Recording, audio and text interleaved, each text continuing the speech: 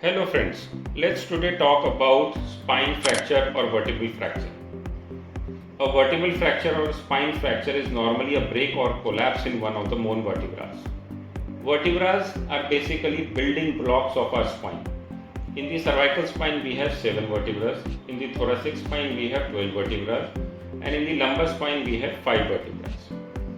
Now this fracture could be a mild fracture like a simple compression crack, or it could be a severe injury like a burst fracture which is because of high energy trauma. Now sometimes it can cause pressure on the nerves also because the spinal cord is right behind these bones. So when we talk about the reasons for spine fracture, the first thing that comes to our mind is high energy injury or the trauma. This is most commonly seen in young patients or middle-aged adults, and it's a result of road traffic accident or when somebody falls from a height. Sometimes it could happen during the sports also, like rugby or cricket or football, or rarely it can happen because of gunshots also.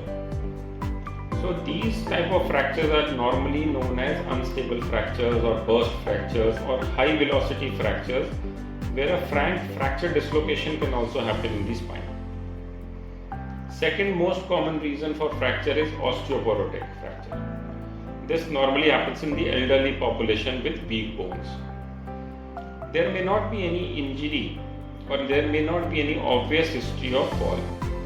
Sometimes even because of a minor bending or fall this can happen.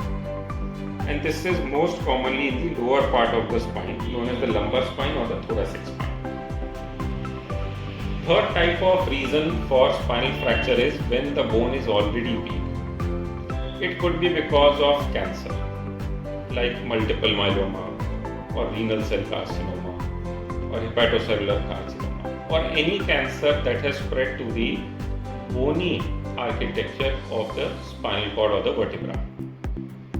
Fourth common reason is because of infection, like infections like tuberculosis, which is most common in India. Sometimes there may not be any obvious reason why a fracture has happened.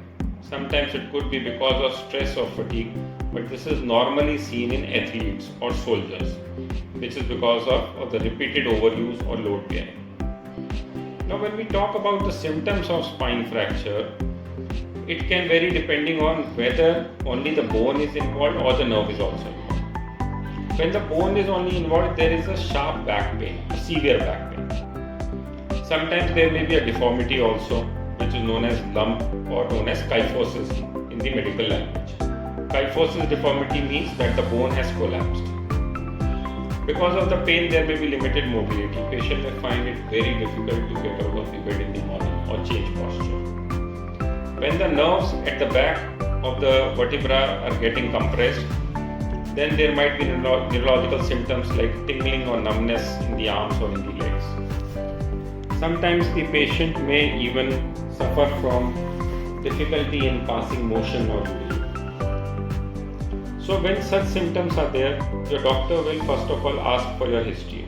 What happened? He might want to discuss the situations or circumstances under which the injury happened. Secondly, he will go for an X-ray or an MRI that will show a compressed vertebra, or a MRI can even show if the nerve is getting pressed. Sometimes CT scans are also required, but mostly for surgical planning. So mostly whenever you have a fracture in your spine, the doctor will take your detailed history, he will do a neurological examination, he will get your CT scan or the MRI done, and then depending on what kind of fracture it is, whether it is pressing nerve or not, what kind of symptoms you are having, he might suggest you the next course of action in the form of bed rest or medicines or operation if required. All the best.